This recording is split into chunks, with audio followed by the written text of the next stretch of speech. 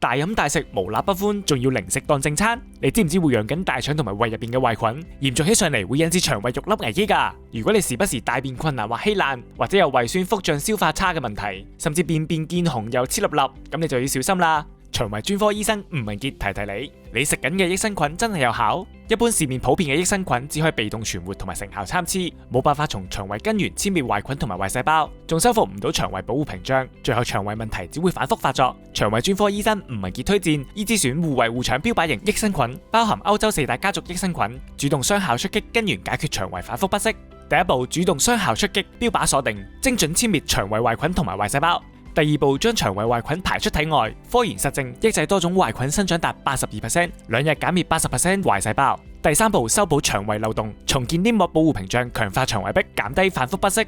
腸胃專科醫生吳文傑推薦伊之選護胃護腸益生菌，幫你維持腸道健康穩定，終結反覆不適困擾，對抗細胞演變風險。